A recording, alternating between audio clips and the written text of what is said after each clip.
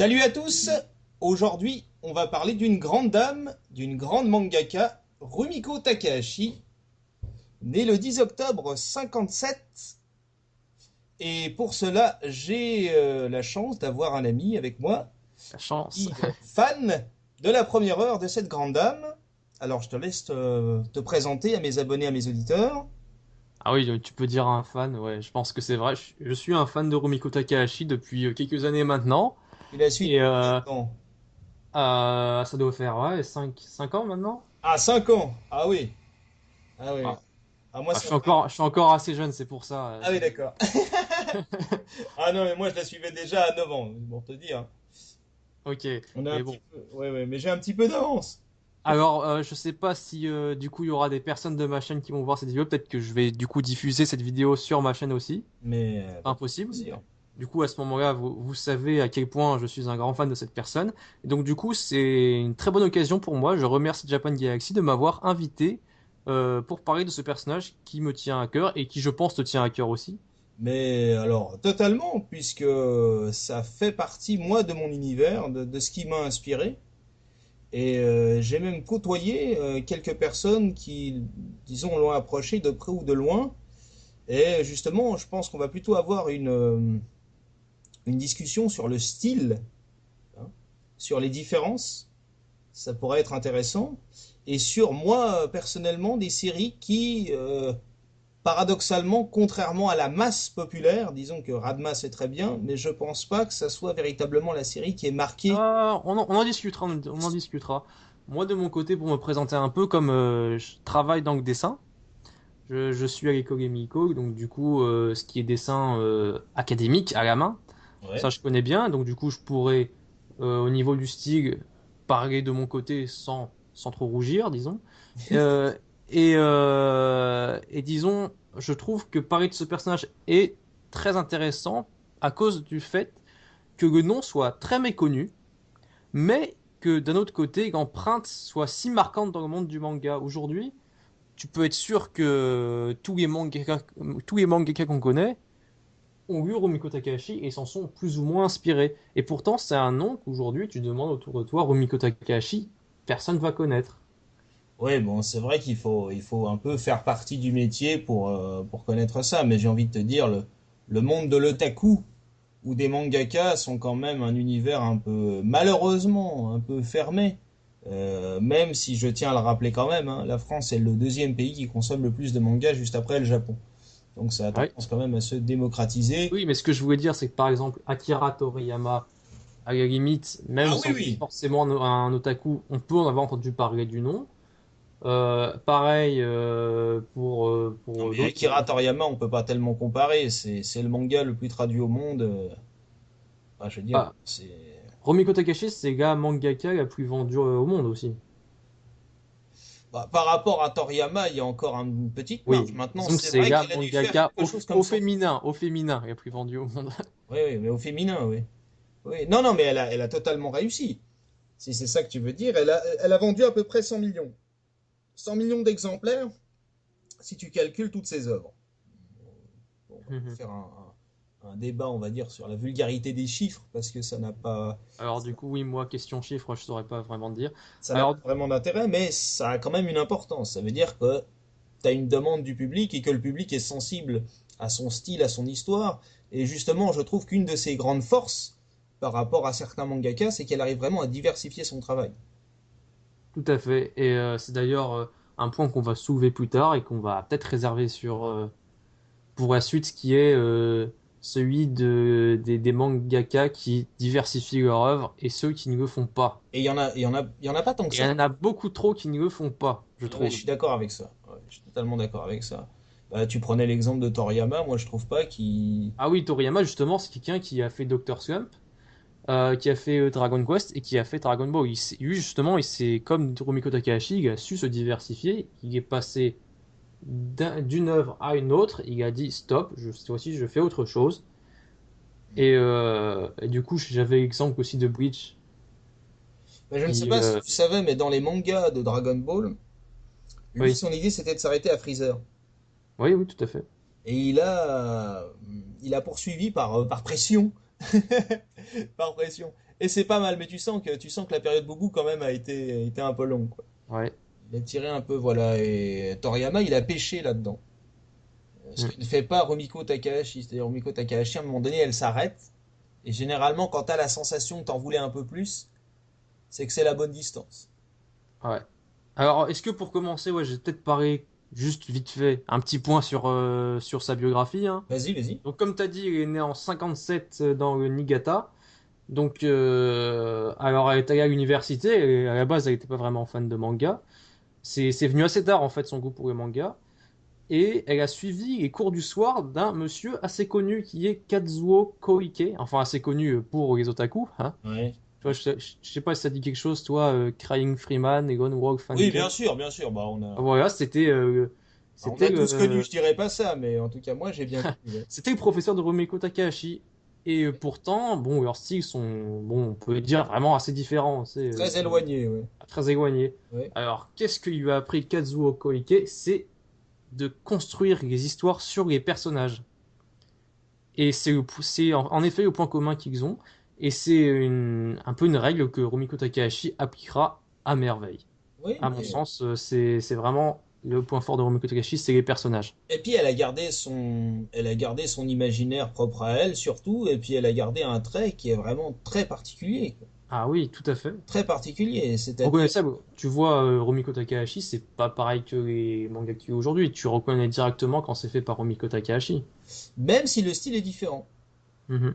même si le style est différent, parce que le trait est très très subtil, et j'ai envie de te dire, et puis Alors après, oui, je reviendrai sur le stick parce que euh, il y a beaucoup de choses à dire. Ça a beaucoup évolué et on peut pas dire que ça a été très constant.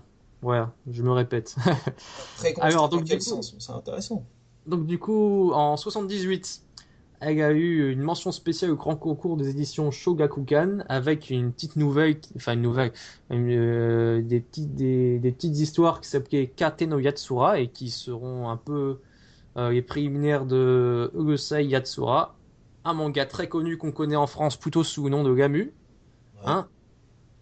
C'est la petite extraterrestre en bikini tigré, hein, 10 ans de travail quand même. pour ceux qui voient pas très bien. Alors de loin, ça a l'air un peu nul, mais franchement, je crois que c'est peut-être mon préféré. On l'a tous regardé ou lu. Enfin, moi, j'ai tous les mangas, sauf le dernier. Enfin, je me résous pas à le terminer. T'as pas ce genre de... Parfois, si t'arrives, t'as une série, Bah moi tu veux pas la j'arrive pas terminer. à être patient quoi là-dessus. Moi il faut que je termine quoi. Quand je commence un truc, il faut que je le termine. Ah, pareil, Maison Coucou, j'ai tous les tomes, mais j'arrive pas à terminer. Je me suis dit, si je termine, eh ben, ça sera fini, quoi. Non, Donc, mais il y a d'autres choses. Il y a d'autres choses. oui, tout à fait. C'est un peu con. Mais Et donc, oui, donc après, du coup, elle va se lancer dans la production de Urusei Yatsura dans le Shonen Sunday et aura le prix du manga Shogakukan. Ça aura un très grand succès en 1980. Et après, elle est et tu peux partie dire qu'avant de pour passer 10 ans professionnel, elle a eu quand même de des ça. distinctions. Elle a quand même gagné des concours régionaux, hein. Tout à fait. D'ailleurs, il me semble que je l'ai dit, j'ai peut-être pas tout dit. Non, t'as oublié ce petit passage, mais c'est pas grave. Vas-y, je t'en prie, continue, continue. Donc, du coup, Excuse-moi. voilà. Une fois qu'elle a commencé à être publiée chez le Shonen Sunday, elle va plus quitter cette maison. Il va y rester pendant très longtemps. Et je crois que d'ailleurs, tous ces mangas, à part Maison Ikoku, seront chez le Shonen Sunday, qui est un concurrent du Jump, mais qui... Beaucoup ont dit que c'était que grâce à Rumiko Takahashi que ce magazine avait survécu. Et plus tard, grâce à Détective Conan, il me semble.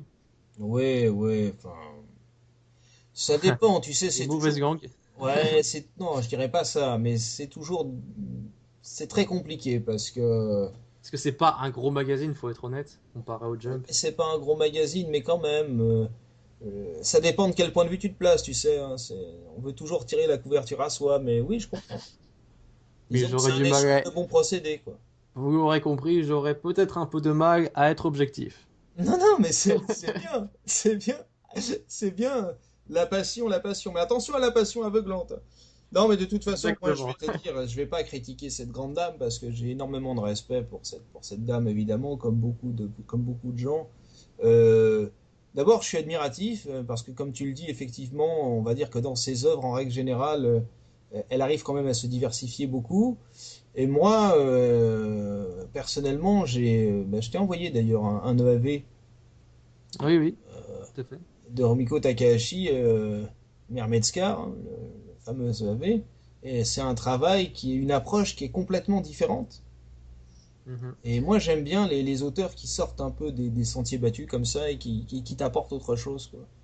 Alors Et, oui, et, et là c'est- on vous parle de cette différence de style et du coup comment elle se présente? Eh bien, très simplement, en fait, par exemple, Ogusei Yatsura, c'est un manga vraiment déjanté. C'est un manga on ne peut plus comique, qui met en scène des personnages très pittoresques.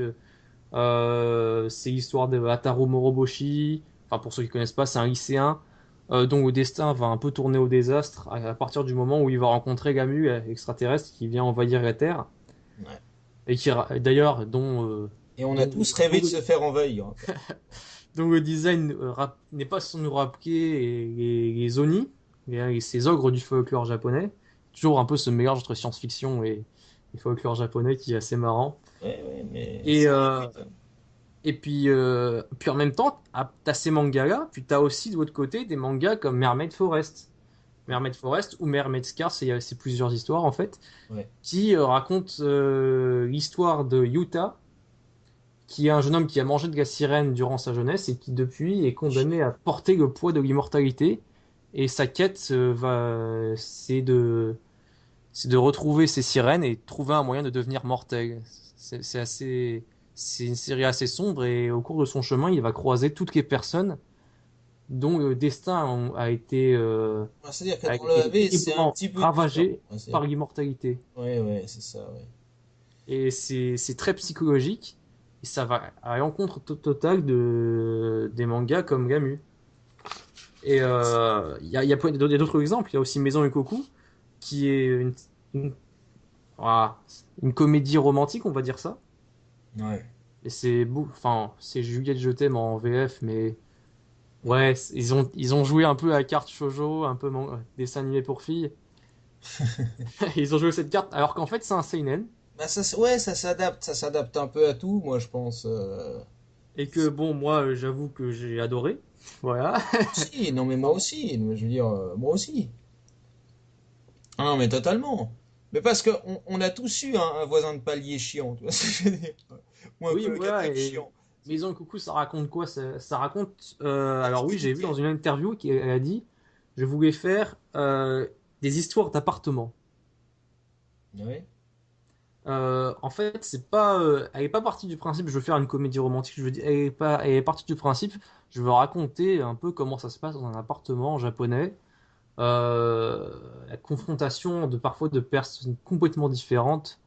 Euh, et puis, qu'est-ce qui est là? C'est ça, c'est Godai qui se retrouve confronté à des locataires vraiment Voilà, c'est un cadre particulier, ouais. ouais, particuliers. Et qu'est-ce qui le pousse à rester? Eh ben, Là c'est la c'est la concierge. colocation, c'est C'est pas. la concierge. Ouais. Ah bah oui, oui. Ouais, ouais. Bah d'ailleurs au début il fait clairement ses valises, hein. Ah J'en oui, ai déjà, marre, je me casse, il n'y aurait pas eu Kyoko je peux pas Otonashi. bosser ici et hop. Il ne serait pas resté, mais il va rester pendant 10 tomes. D'un seul coup les yeux du destin font que il décide de rester un petit peu. Et Mais on s'en amuse d'ailleurs, voilà. ça a aussi un côté un peu sombre parce qu'il y a aussi cette histoire de Kyoko qui en fait est veuve Ouais. et qui n'arrive pas à se séparer du souvenir de son défunt mari. Mais est-ce que tu sais si c'est un thème qui touche Rumiko de près ou de loin? Parce que c'est un thème qui revient souvent, hein. Ah oui, enfin, Dans ses œuvres, c'est quelque chose, si tu fouilles bien, tu te rends compte que c'est un thème qui revient souvent, hein. eh ben oui, j'ai remarqué un peu, mais Le proche disparu, etc. Et que derrière, je veux pas faire de la psychologie de bazar, mais tu derrière, peux, vas-y. derrière le côté on profite de la vie, avec on va dire, le côté facile ou moins facile, il y a toujours une disparition assez dure et plutôt bien cachée. Et c'est comme s'il y avait un manque derrière tout ça. Et moi, je ne veux pas généraliser, mais je sais qu'il y a beaucoup d'auteurs, par exemple comme Isao Takahata, qui est le grand ami de Miyazaki, Ah, grand homme. qui sont des êtres d'exception et qui a été traumatisé par le bombardement pendant la Deuxième Guerre mondiale, quoi. Donc j'ai remarqué souvent que les grands auteurs avaient tendance à mettre de l'affect personnel ou des blessures personnelles qui transpirent un peu dans leurs œuvres. Alors, Rumiko Oui, Takahashi, on il va faut dire que chercher un peu c'est plus, presque nécessaire dans la BD. Alors c'est moi, un exutoire. je Mais vais, disons je vais qu'avec te elle, c'est dire, plus compliqué parce que faut gratter plus, quoi. C'est moins visible. eh ben, j'ai eu beaucoup d'interviews. D'ailleurs, pour ça, je rends hommage au site officiel des fans de Rumiko Takahashi qui s'appelle furinkan.com, Vas-y. où il y avait, ils font du bon boulot, franchement, je trouve.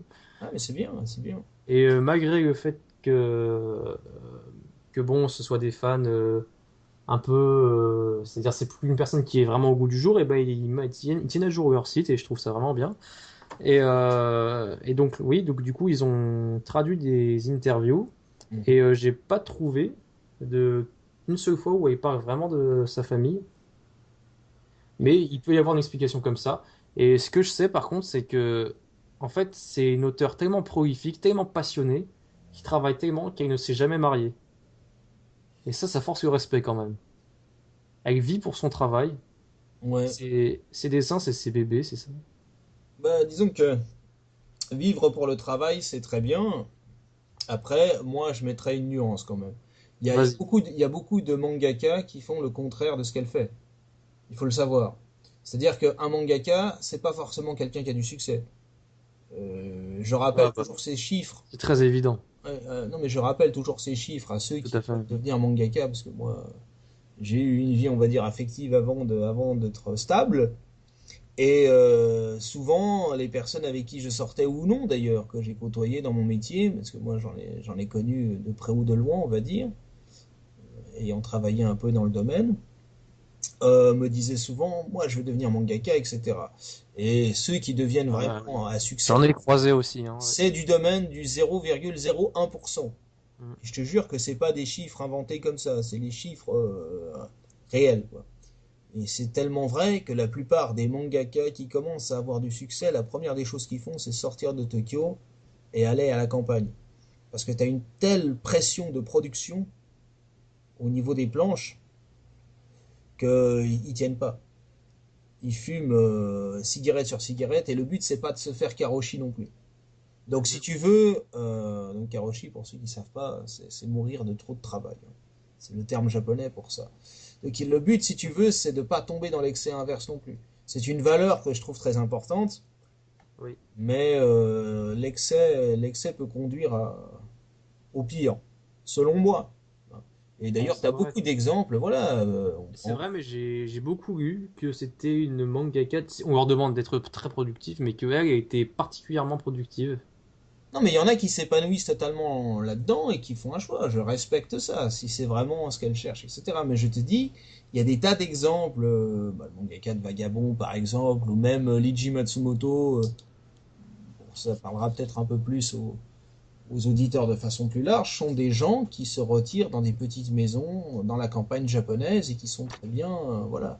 Et qui vont dans des mondanités ou qui vont parfois faire des dédicaces ou alors dans des conventions ou alors dans des conférences. Mais la plupart du temps, Mhm. ils dessinent à la campagne, quoi. Loin, loin du stress. Loin, loin. Mhm. Parce qu'ils ont connu ça pendant 15-20 ans. Tu sais, c'est pas un truc qui te tombe du ciel, hein. Tu sais bien ce que c'est. Enfin, Ah j'espère. ouais, hein. Mais je voulais juste souligner le fait que c'est quand même assez. Je trouve que c'est quand même très rare de trouver une personne qui soit à la fois aussi connue, qui ait autant Aussi de appliqué. popularité et qui à la fois, bah, finalement, soit seule. Surtout une femme. En fait, finalement, c'est peut-être un peu bizarre ce que je dis. Non, mais tu sais, c'est bon. Je trouve ça. Je saurais pas te dire un autre exemple de personnes comme ça. Non, mais t'en as. Clamp, par exemple, bon, c'est pas, elles sont pas forcément toutes en couple, mais c'est la société japonaise aussi qui est faite comme ça, c'est-à-dire que le trop de travail, c'est clair que si le travail est la valeur principale de ta vie et le moteur de ta vie, bah t'as du mal à t'investir ailleurs, quoi. Mhm. Et nous, occidentaux, on a tendance à penser Ouais, que pas pour nous, c'est vraiment, le travail c'est vraiment bien, mais bizarre. il y a la vie privée, quoi. Tu vois? Alors que pour un Japonais, on va dire poussé à l'extrême, le travail c'est sa vie.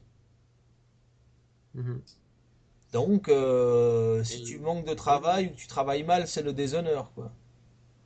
oui, je Alors que pense par que exemple, Leiji c'est, Matsumoto te dirait que il faut faire ce que tu es capable de faire. ouais, je pense que c'est encore plus particulier dans le dessin, dans le monde de l'édition de la BD, parce que c'est pas un travail que tu fais pour gagner tes sous, c'est tu choisis délibérément de faire un travail qui sera plus difficile, mais en même temps, tu fais quelque chose qui te plaît. Ce qui est C'est admirable, un choix que dans le dessin, que on est un peu tous amenés à faire, enfin dans mon école, c'est que tu choisis quelque part de faire en sorte que ta vie professionnelle soit dure, mais tu peux vivre de ta passion. oui, oui, bon, honnêtement, au Japon, la vie est dure. Honnêtement, on Mm. parle là d'un. Oui, toi, tu peux parler t'as eu des expériences, t'es déjà allé au Japon. Oui, oui, oui, bon, bah, moi j'y suis allé en vacances, mais j'ai de la chance d'avoir des copains japonais qui y vivent au quotidien. Je pense à Take d'ailleurs souvent, qui fait la navette, qui est marié là-bas, qui construit des maisons au Japon, qui a un architecte, bon, on dirait pas qui est très très connu, mais qui a quand même une petite renommée là-bas. Euh, je connais assez bien, on va dire, la vie à la japonaise, du moins. C'est très bien pour les vacances, mais au quotidien, c'est quand même une pression incroyable. Faut savoir qu'il y a des gens qui sont mariés parce que c'est très codifié, hein. Grosso modo. Bon, maintenant un peu moins, mais encore aujourd'hui dans les têtes japonaises, si tu veux, avant de pouvoir, on va dire, procréer, il faut te marier, quoi. Et t'as des couples qui sont mariés Alors, est-ce depuis que c'est 10 ans. choquant? Est-ce que c'est choquant? Il y a pas si longtemps en France, c'était comme ça aussi, hein. Non, mais moi, je te donne un constat. Je suis pas là pour juger si c'est choquant ou pas, je te donne un constat. Mhm. Maintenant, je te dis pas que c'est le cas partout, parce que tu as la nouvelle génération, comme on dit, mais ces couples-là, pour te donner cet exemple-là, ces couples-là travaillent tellement, tellement, 35 heures, sans exagérer, c'est 3 jours de travail au Japon, quoi. T'as des gars qui ne rentrent même pas chez eux. Ils dorment sur place, soit dans l'entreprise, soit pas loin. On appelle dans des petites auberges de quartier, parce que prendre le métro pour revenir et pour repartir, ça leur prendrait trop de temps. Ouais, Ils sont tellement crevés qu'ils font plus l'amour, si tu veux. d'ailleurs, j'ai vu une interview de Miyazaki qui racontait très bien justement que lui, comme il avait une occupation, il devait travailler sur d'autres projets à côté, il devait rentrer. Il était mal vu quand il rentrait chez lui vers 20 heures, alors que normalement, il devait tous passer la nuit, limite la nuit sur place. Ouais. Bah, c'est-à-dire, voilà, on en revient à l'excès, mais là, en l'occurrence, Rumiko Takahashi, je pense qu'elle a vraiment choisi sa, son orientation, si j'ose dire, Hmm. elle pourrait honnêtement Faire un petit break. baisser, ouais, baisser d'intensité, quoi. Baisser d'intensité parce que non seulement le gars en ce moment il travaille sur son dernier manga que je n'ai pas lu, qui s'appelle Rinne, et en même temps, toujours à côté, il travaille sur ses petites histoires personnelles, ses petites one-shots, comme on dit, le Romic Theater. Ouais, ouais. Et Tu l'as lu la tragédie de paix, toi? ah ouais, Ouais. ah mais je les ai tous, j'ai tous lus, hein, Parce que enfin pas sinon, tous. je te l'aurais envoyé, parce qu'il m'en reste encore. Oui, t'as l'édition Glénat, ça? Ouais, C'est ça, ouais, moi aussi je l'ai. Et j'ai aussi en l'adaptation dessin animé. je dois avoir une version Tonkam aussi. Tragédie de paix. Plus grand Alors, format. moi, je sais plus, je vais refaire un petit tour dans la bibliothèque. Voilà. Non seulement, déjà, à mon avis, avec Roux sur le travail, il doit envoyer ses épisodes chaque semaine. Et en plus, il a des projets à côté. Oui, et on veut quand même, hein. Je sais pas si elle est maso, mais bon. Non, mais bon, après, honnêtement, je la connais pas personnellement, mais c'est vrai que le travail est une valeur cardinale, quoi. Hmm. C'est une... Ouais, bah c'est bien, après, du coup, de lier comme ça, les constats, et les lier avec la culture japonaise. Et puis, elle a les moyens, on va dire, elle a le talent pour ça. Hmm. Elle a le talent pour ça parce que t'en as beaucoup qui s'enferment dans le même style tout le temps et constamment, quoi. Moi, par exemple, j'aime beaucoup Leiji Matsumoto, mais Leiji Matsumoto, t'as l'impression de... Même si les scénarios peuvent varier un petit peu, disons que graphiquement, c'est trop proche pour que je découvre. Je connais pas une œuvre majeure de Leiji Matsumoto qui soit très différent pour être clair d'un design de Captain Harlock, enfin d'Albator ou de Metal quoi. C'est toujours Mhm. un peu les mêmes têtes, toujours un peu les mêmes inspirations, toujours un peu les mêmes univers. Bah, j'aime beaucoup, hein, mais au bout d'un Oui, moment donné, ça te lasse quoi. oui, Bator, chez nous, c'est une institution, c'est très connu. Ah non, non, mais je critique pas, hein, Ah, fais attention, fais attention. je te dis que d'un point de vue graphique, voilà, moi j'ai des gars qui sont fans, hein. J'ai fait des Ouais, recherches là-dessus. pareil, j'ai des amis qui te tueraient, hein. Ah, mais tu serais étonné. Moi, j'ai un gars, il a un musée carrément. Il est lié à Leiji Matsumoto, c'est voilà. Mais je te dis, d'un point de vue travail, son style, il n'arrive pas à sortir d'un style, quoi. Alors oui, puisqu'on parle du style de dessin, je sais pas si tu vas pouvoir, peut-être que je le ferai si tu veux, incruster des petites images. Ouais. Parce que c'est quand même assez incroyable de voir comment le style de Rumiko Takahashi a changé au cours de sa carrière. Je sais pas si tu as constaté, dans les premiers tomes qu'il a publiés, par exemple, moi j'ai sous les yeux, je peux prendre les Gamu. Tu prends le premier tome, tu vois un style de dessin. Tu prends le tome 10, tu vois autre chose complètement. Parce qu'on voit très bien que ces premiers tomes, elle était vraiment débutante, qu'elle se cherchait un petit peu. Puis après, tu vois très rapidement, elle trouve son style. Et Et ça se travaille. au bout de quelques tomes, elle a un style que je qualifierais vraiment très abouti.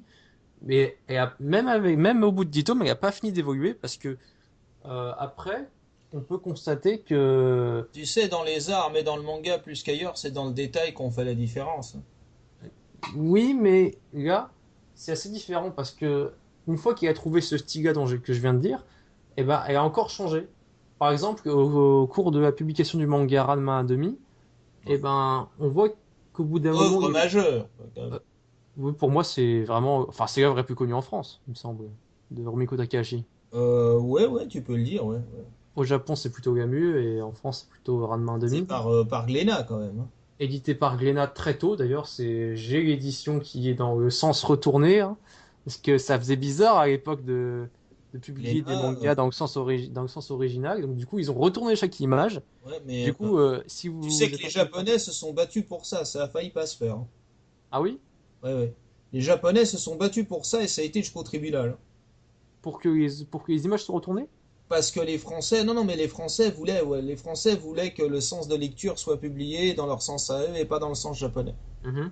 Donc les Japonais ont dû se battre jusqu'à la voie judiciaire pour que ça soit publié dans le sens original japonais et pas dans le sens français.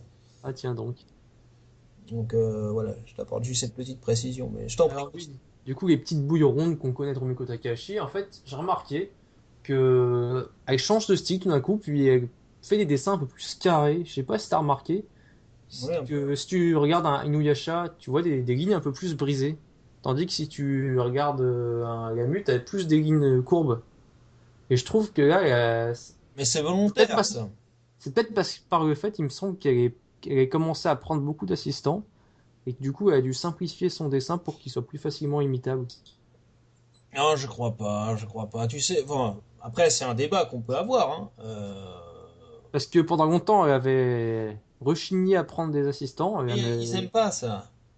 Ils aiment pas prendre des assistants généralement. Ouais, mais t'es un peu obligé hein, Au bout dans le d'un monde moment donné, d'aujourd'hui. t'es obligé, mais on parlait de Leiji Matsumoto. Leiji Matsumoto disait, moi je design tous mes persos, à la limite je laisse les fleurs des kimonos à mes assistants, quoi. Mhm. Mais c'est moi qui design le perso. Ils sont très... Parce que c'est une œuvre personnelle. Donc, ouais, s'il y a des fans d'Inuyasha, je suis désolé, mais par exemple, je trouve qu'Inuyasha, c'est carrément moins bien dessiné que Maison Ikoku. Ouais, c'est pas le même style, c'est pas la même... Pourtant, ça a été fait bien après. Oui, ouais, mais justement. Mais c'est pas le même style. Moi, je vais te dire, je vais peut-être te choquer, hein, mais moi, je préfère les œuvres d'avant que celles qui sont faites maintenant. Personnellement. Ouais, oui, c'est ce que je viens de te dire, même. Et non, mais justement. Oui. Mais parce qu'on pourrait se dire c'est plus récent donc ça doit être plus abouti, puis non, pas forcément. Pas Mm. forcément.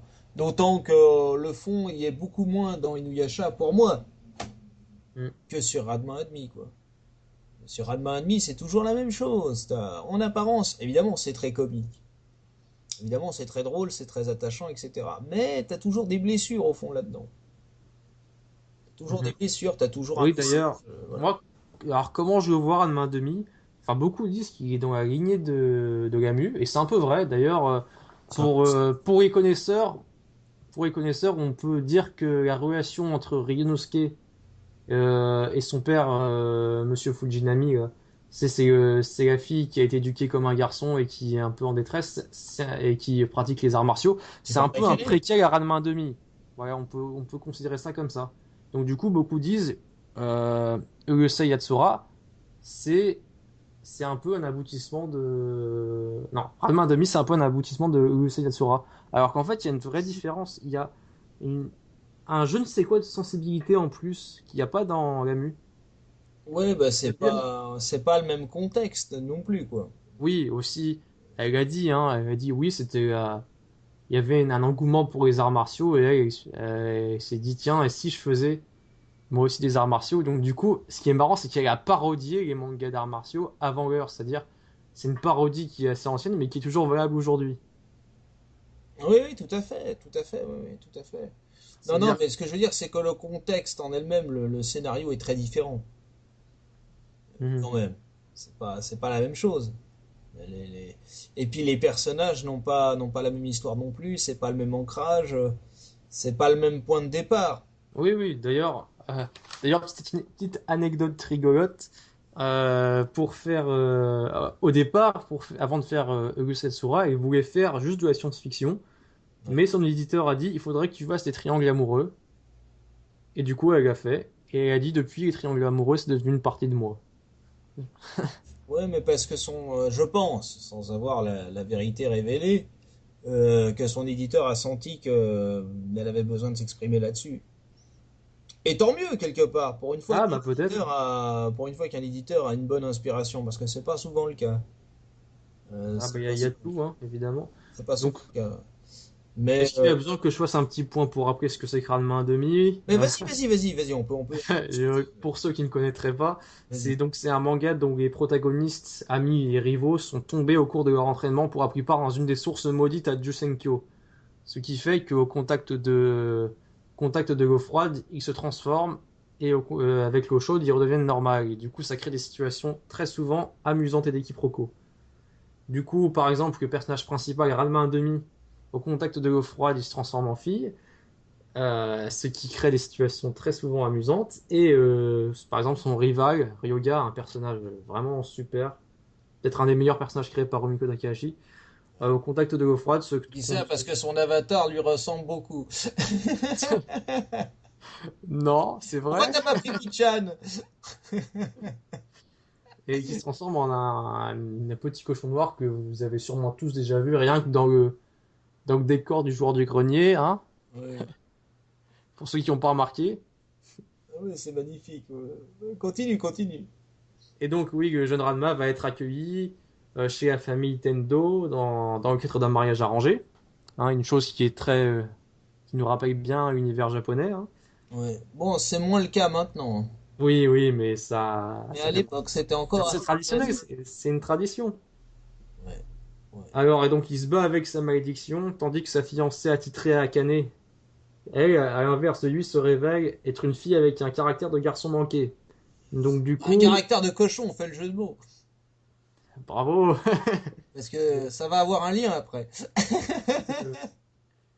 Donc, du coup, alors, est-ce qu'on peut dire que ce manga parle de troubles identitaires? Pour moi, c'est carrément le cas. Ça parle vraiment des troubles identitaires chez les jeunes. Enfin, c'est un manga comique, ok, mais en substance, est-ce qu'il n'y aurait pas un peu ça? Il n'y aurait pas un peu Ranma en quête de sa masculinité et Akane en quête de sa féminité? Non, moi je pense qu'il veut la retrouver. Oui, justement, c'est ça. Masculinité, il veut la C'est retrouver parce qu'il est ça en manque. son but du début à Il la sait fin. où elle est. Son but du début à la fin, c'est il veut devenir un homme. Il veut redevenir un homme. Mais en fait, Et il souffre de sa malédiction. voilà, c'est-à-dire que pour moi, il a jamais oublié ce que c'était, quoi. C'est-à-dire que même Mhm. Amphi, il s'imagine pas Amphi 2 secondes.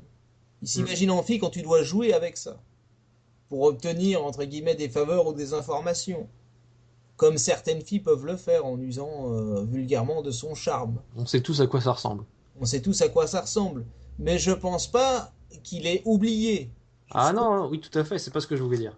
Tu vois ce que je veux dire? Je pense que justement, il ne rêve que de ça parce qu'il sait très bien ce que c'est et qu'il se considère comme un homme du début à la fin, qu'il soit une femme ou pas. Mhm. Et oui, du coup, c'est marrant parce que t'as Akane qui est Tandis inverse. que son père, en panda, t'as l'impression qu'il s'en fout un peu, quoi. Ah oui, ça il va très bien, il mange du bambou, À il la dort. limite, bon, des fois ça l'embête un peu, mais sinon pas plus que ça. Tandis que Ranma, tu sens vraiment que ça le. Vulgairement, ça l'emmerde, quoi. Mhm. Et Akane, c'est particulier Akane parce que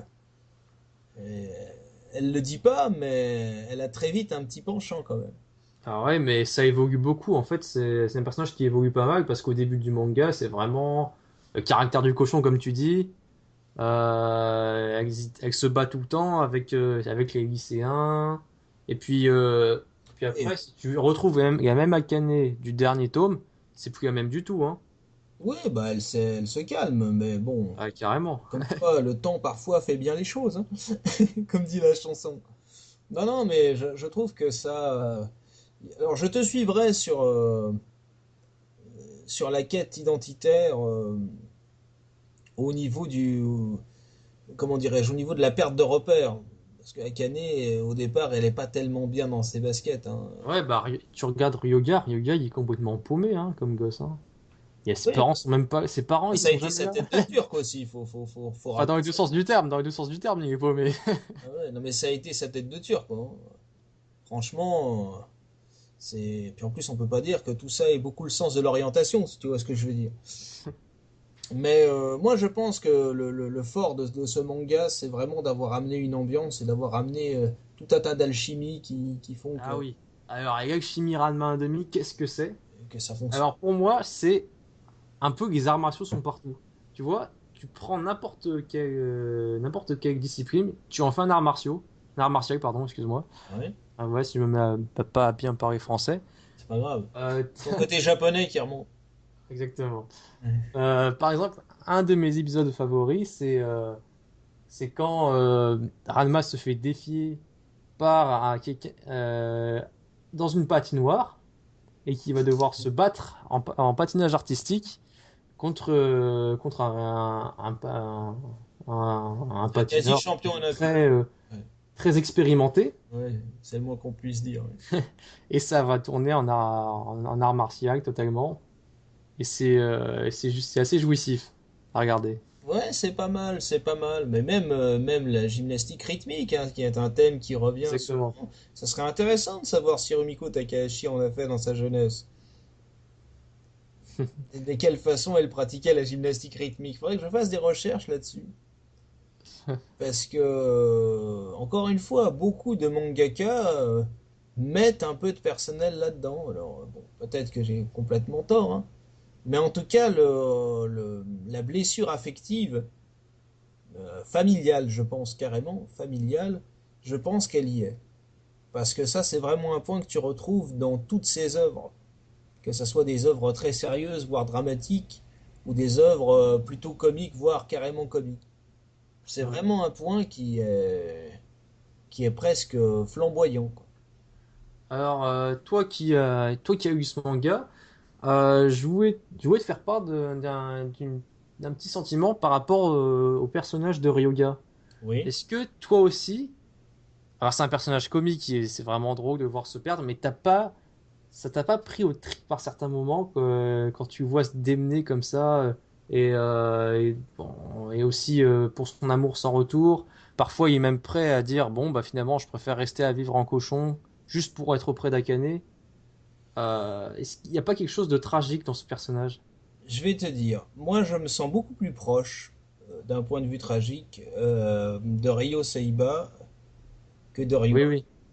Ryuga, C'est City Hunter, Nicky Larson. ouais, ouais, me sens beaucoup plus proche de ce personnage-là parce que, évidemment, j'ai pas autant de talent, mais Je te savais pas comme ça, je te savais pas comme ça. d'un point de vue psychologique, je parle pas du côté pervers, hein, mais d'un point de vue psychologique, C'est ça. je me sens beaucoup plus proche de ce garçon. Maintenant, puisque tu parles de Ryuga, Oui, c'est un peu le sujet en fait. ouais, ouais, c'est le sujet, mais ce que je veux dire, c'est que moi, j'aurais pas son comportement, quoi. Oui, évidemment. Tu vois ce que je veux dire? Je ne m'accrocherai pas. Je me dis pas, je vais rester un cochon. Non. Tant qu'à faire, je me dirais non. Je sais que de toute façon, elle est à moins de. Et encore, même si tu tues Radma, Bah, il est prêt à ça, parfois à certains moments, tu sais très bien que tu vas perdre la fille de toute façon, quoi. hmm. Puisque l'amour absolu de la fille, c'est Radma. Oui, c'est un personnage C'est désespéré. son D'ailleurs, idéal, qu'elle le veuille ou non. Donc après, beaucoup de gens ont vu que le dessin animé et ne savent pas ce qui arrive à Ryoga après le dessin animé parce que ça continue dans le manga mais oui. et que sa situation vis-à-vis d'Akane va évoluer un petit peu. Mais ça, je ne dis rien. Ouais, elle va évoluer, mais c'est pas un amour euh, comme on l'entend au sens premier du terme. Oui, c'est compliqué comme toujours avec Romiko Takahashi Et- sur ces points-là. Non, non, mais on peut en discuter. Mais toi, qu'est-ce que tu sens, toi? Dis-moi. Vas-y, par rapport à Par rapport à la relation qu'il a avec Akane, c'est quoi? euh, alors Vis-à-vis comment je le d'elle. sentirais? Ben, Non, parce que c'est intéressant. C'est un auteur qui base énormément sur le relationnel et sur l'affectif. Donc on va voir si moi j'ai ressenti la même chose que toi. Donc développe et je te dirai si je suis d'accord avec toi.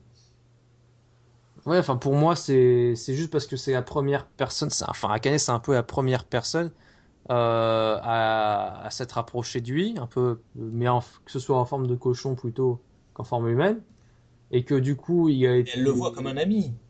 Et oui lui, il voilà, en souffre.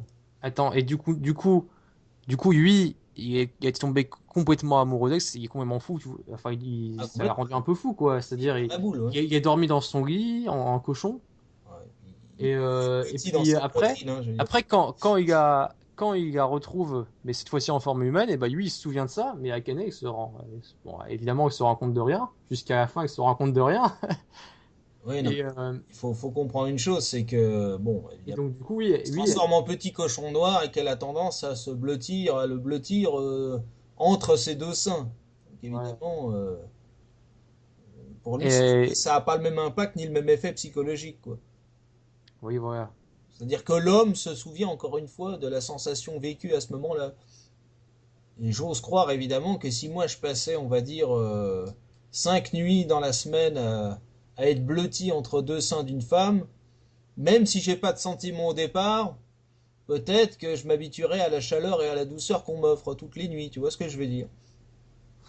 Je vois très bien. Ben voilà. Mais elle le voit pas comme ça. Exactement. Pour Akane, Ryoga c'est un ami. C'est un ami, mais c'est ça qui lui fait mal. Mais qu'est-ce que tu veux? Il faut qu'il accepte aussi, quoi. Ouais, et c'est ça que je trouve Moi, assez je beau peux pas dans. m'apitoyer sur un mec qui voit pas les choses aussi clairement, quoi. Enfin, Je après, bon, comprends pas non, ça. je dis pas que ce qu'il fait c'est bien, mais je dis juste que je trouve Non, ce mais je personnage condamne très pas. intéressant. Ouais. Non, mais Je trouve ce personnage je assez condamne pas le dramatique et personnage. Je te dis, je comprends pas pourquoi il insiste autant. À un moment donné, il voit bien que c'est fermé, quoi.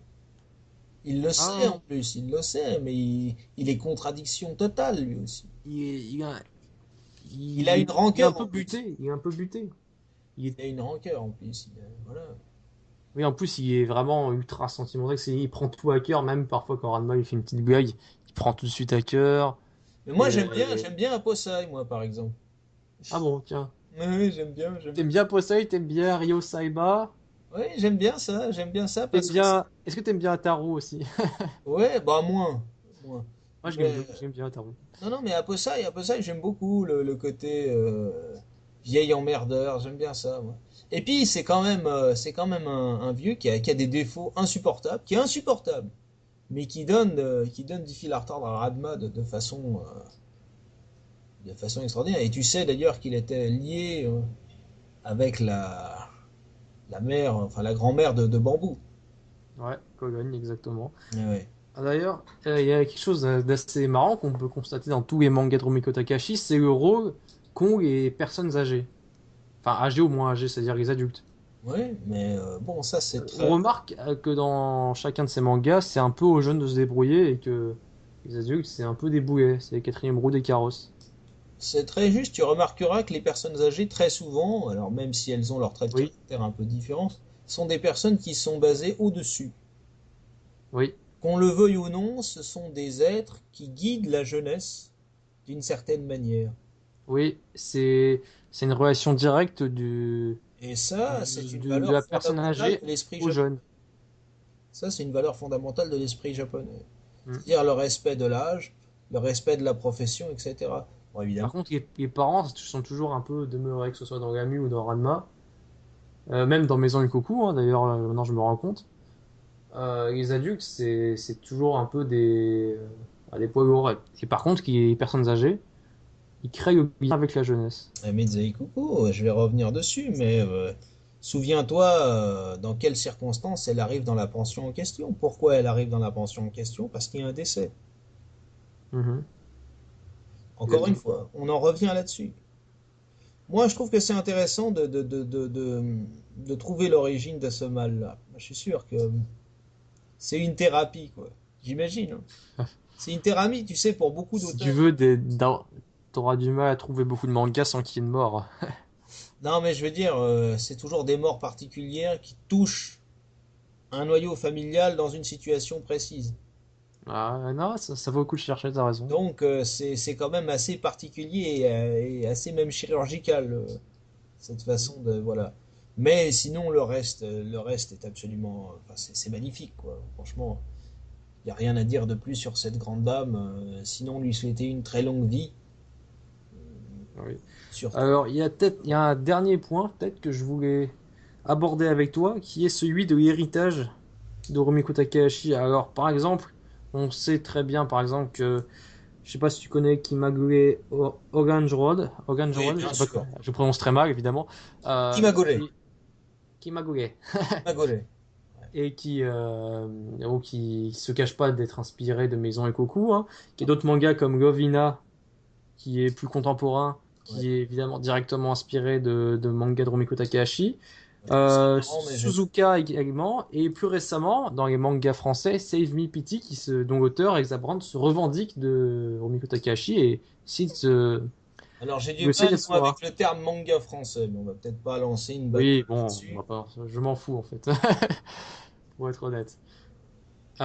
Et donc toi, ouais, qu'est-ce que tu dirais sur l'héritage de Rumiko Takahashi?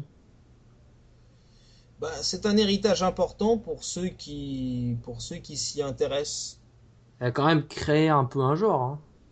Oui, elle a même complètement inventé un genre. Pour moi, c'est l'une des pionnières du style, puisque elle a donné un fond.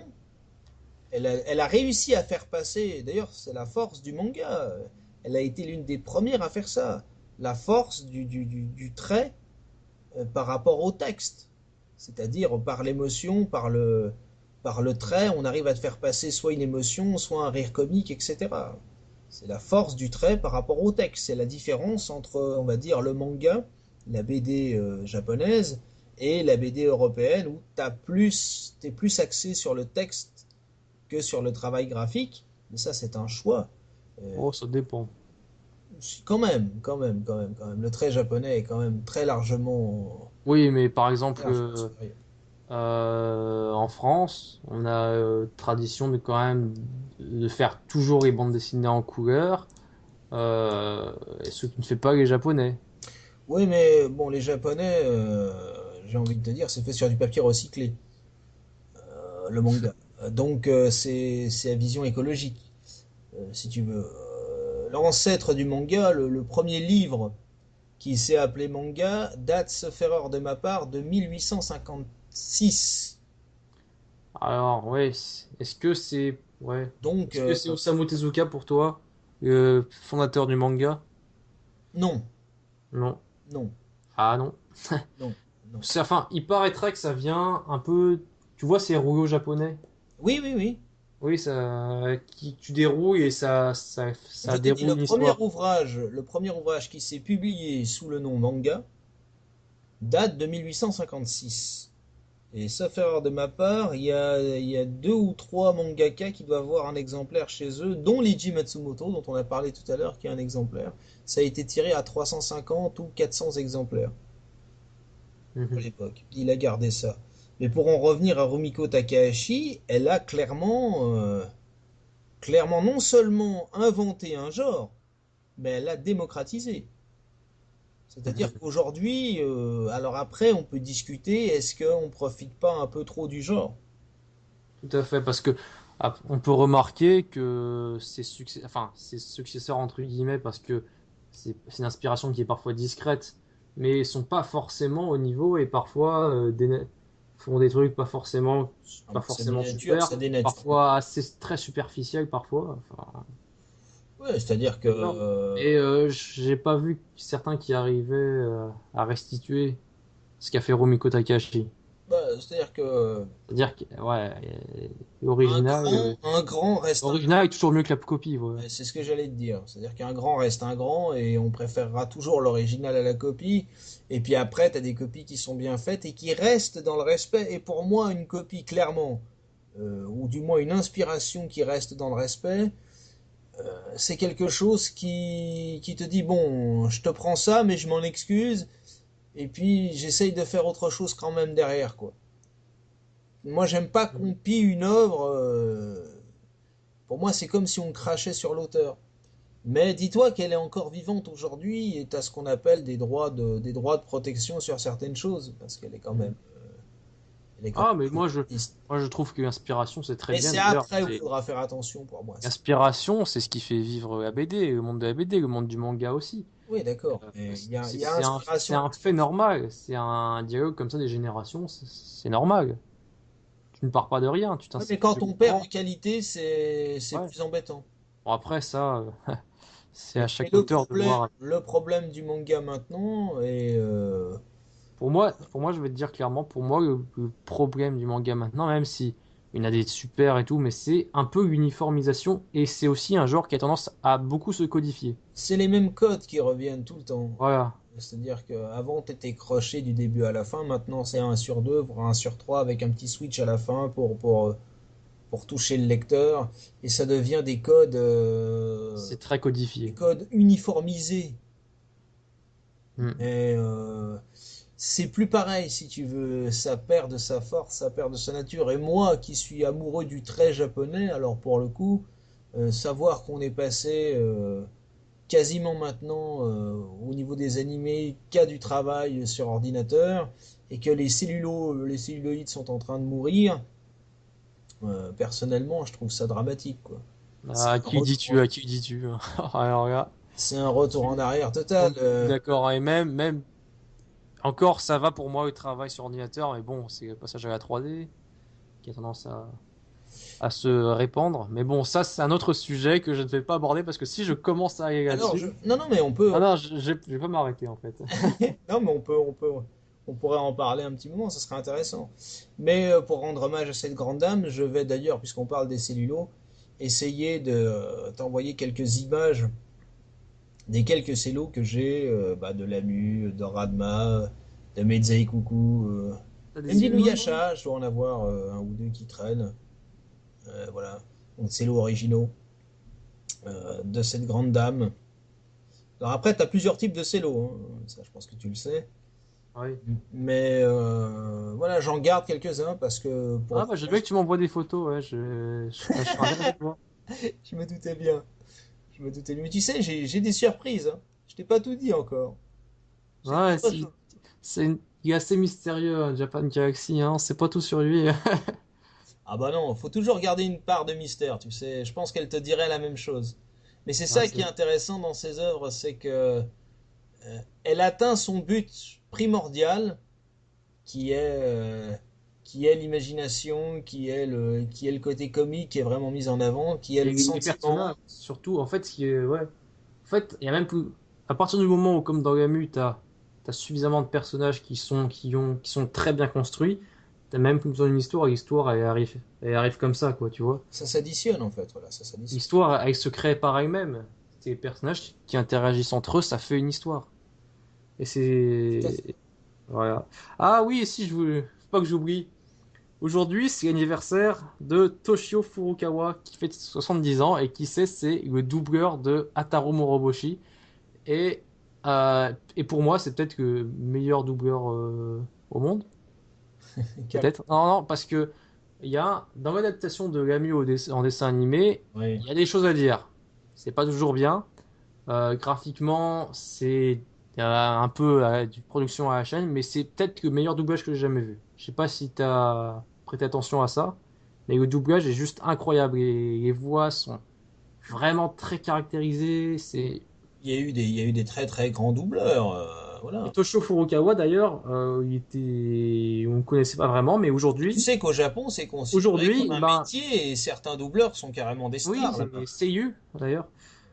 Ouais. D'ailleurs, aujourd'hui, Toshio Furukawa, certains le connaissent pour son travail dans One Piece, Ouais. un manga beaucoup plus connu et que je suis sûr que nos auditeurs connaîtront. Ah oui, oui, non, mais moi, One Piece, j'aime beaucoup moins, mais j'ai pas envie de Oui. me faire des ennemis. Mais One Piece, j'ai du mal à accrocher, voilà. Alors, les premiers tomes, j'ai lu, j'ai trouvé ça sympathique, mais après, j'ai très très vite décroché, quoi. Voilà.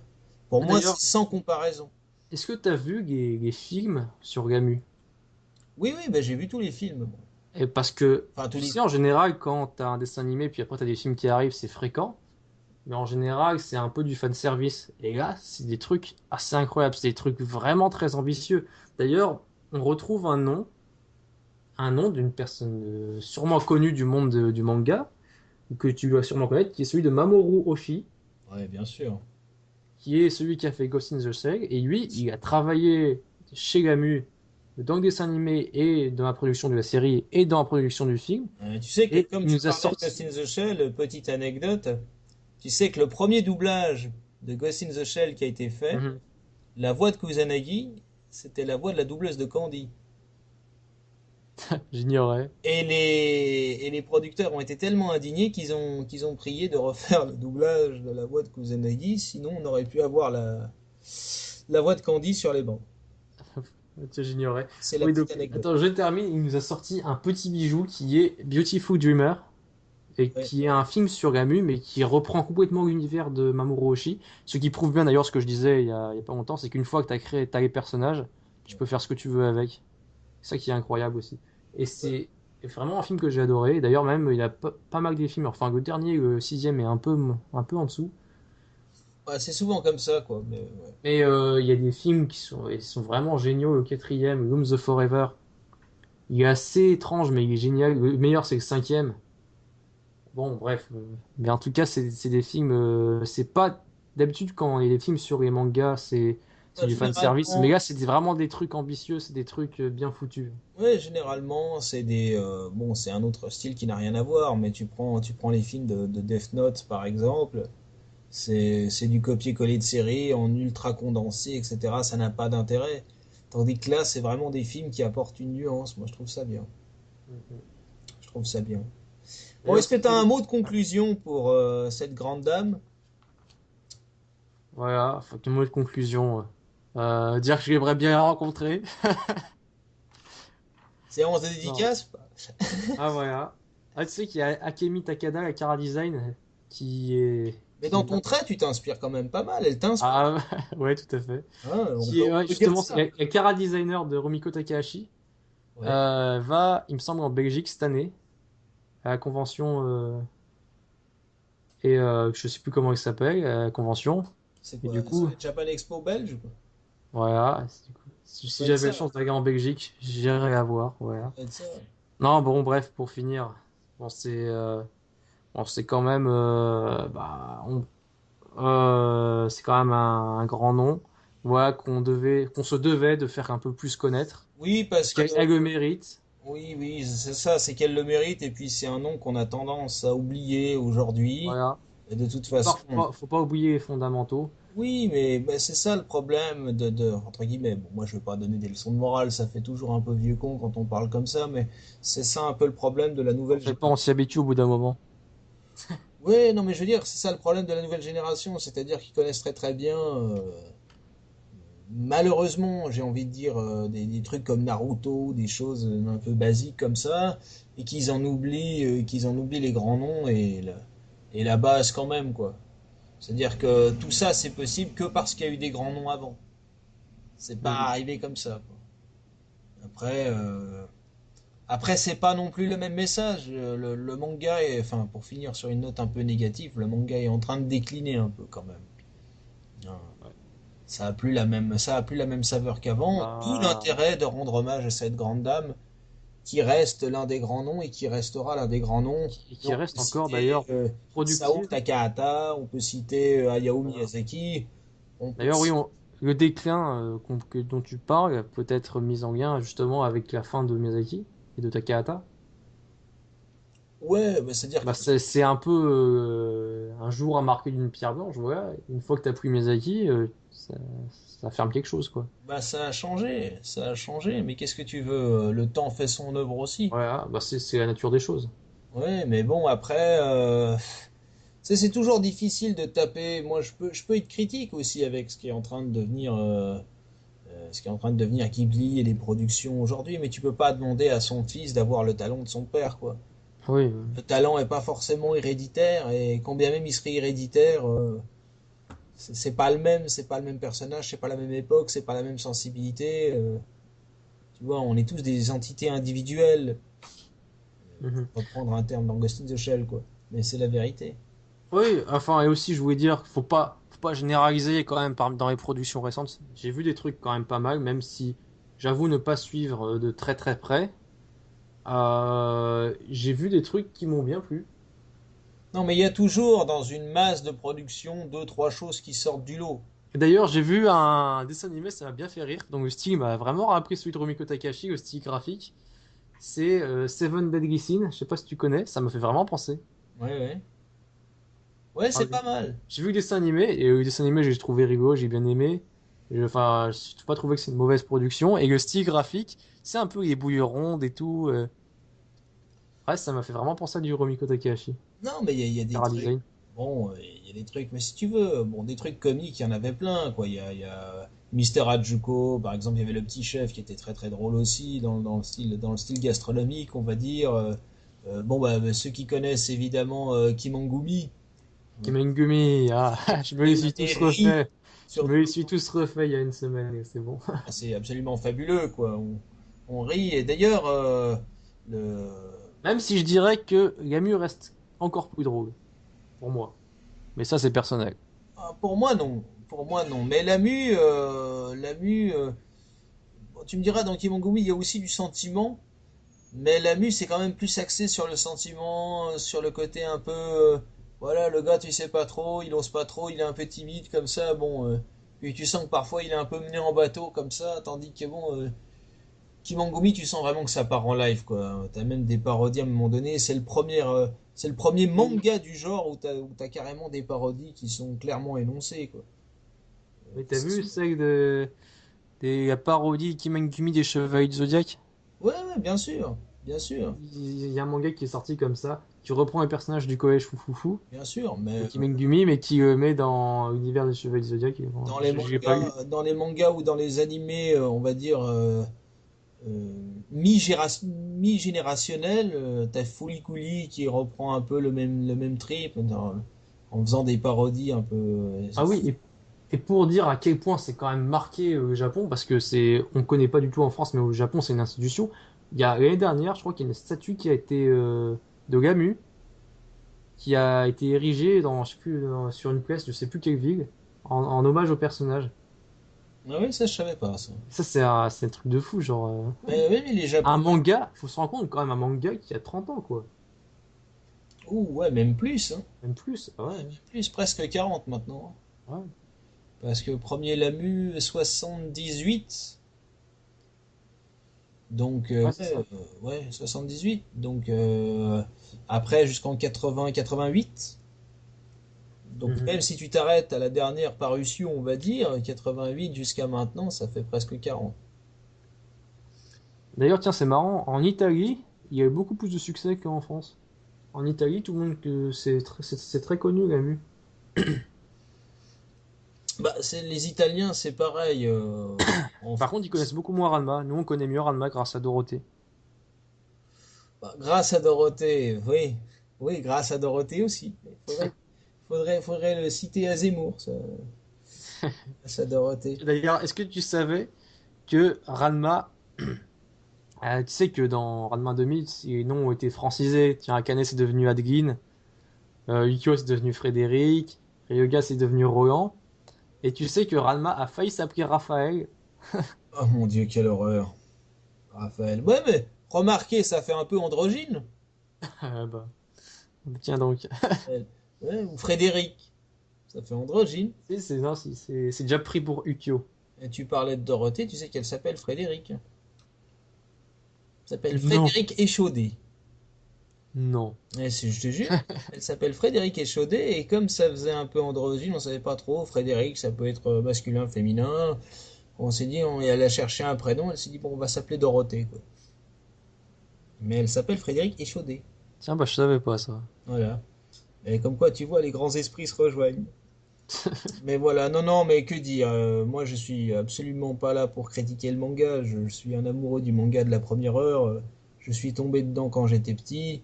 Et Rumika Takahashi m'a apporté énormément de bonheur Hmm. et continue à le faire de façon régulière, que Voilà, ce soit exactement. dans les livres ou Pour moi, voilà, si je peux terminer là-dessus, les adaptations animées. c'est vraiment le manga que tu lis, bah, parfois quand ça va Que pas tu lis forcément et que super tu bien dans la relis. vie, puis qui te redonnera le sourire, peu importe la situation. C'est vraiment un manga qui peut te faire passer du rire, des larmes au rire en quelques pages. Et on en a tous besoin, surtout en ce moment. Voilà, surtout en ce moment. Donc profitez-en, redécouvrez si vous avez ça dans votre grenier, ou pas d'ailleurs, jetez-vous dessus. Si cette émission a la chance de pouvoir toucher un jeune public qui ne connaissait pas, cet auteur et ce mangaka exceptionnel de génie, de talent, eh bien jetez-vous là-dessus.